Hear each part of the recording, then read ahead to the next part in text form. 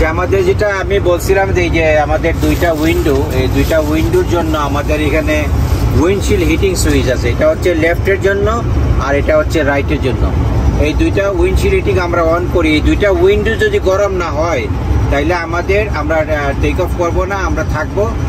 Windshield যেটা এটার কাজ করবে। আর এটা হচ্ছে সাইড উইন্ডো। এই সাইড উইন্ডোটা হচ্ছে যে আমাদের এই সাইডের যে উইন্ডো আছে, এই সাইডটা হলো সাইড উইন্ডো। এটাই হচ্ছে যে উইন্ডশিল্ড হিটিং এবং সাইড উইন্ডোর কাজ। ধন্যবাদ। উইন্ডশিল্ড হিটিংয়ের বিস্তারিত আপনাদের আগে বলা হয়েছে। এখানে কিছুটা এদের ইন্টারনাল মেকানিজমটা কিভাবে গরম হয় ইত্যাদি সব বিস্তারিত বলা আছে।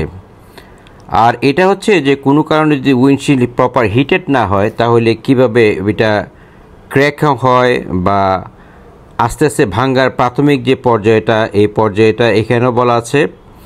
এখানে দেখতে পাচ্ছেন যে পাইলট বসা আছেন এবং ঠিক তার সামনেই উইন্ডশিল্ড ক্র্যাক হয়ে গেছে, এটা আমরা যেটা বলি। আর এইরকম কখনো কখনো এমন অবস্থা হয় যে সেই উইন্ডশিল্ডটা ভেঙে ছিদ্র হয়ে যায়। ইউনাইটেড এয়ারলাইন্সের একটা উড়োজাহাজের এরকম ছিদ্র হয়ে গেছিলো এবং সেটা ইমার্জেন্সি ল্যান্ড করে পড়ে। এই জায়গাতেও দেখা যাচ্ছে যে উইন্ডশিল্ড ক্র্যাকের কিছুটা অংশ। এখানে হচ্ছে উড়োজাহাজের যে জানালা থাকে ককপিটের, আমাদের এটিআরে থাকে না কিন্তু অন্যান্য উড়োজাহাজে থাকে। দেখতে পাচ্ছেন যে ক্যাপ্টেন জানালা খুলে বাইরের দিক দিয়ে তাকাচ্ছেন এবং কখনো কখনো ইমার্জেন্সিতে ওনারা এই জানালা ব্যবহার করে বেরো হন। ভিডিওটি দেখার জন্য আবারও ধন্যবাদ জানাচ্ছি। ভালো থাকবেন, সুস্থ থাকবেন। আল্লাহ হাফেজ।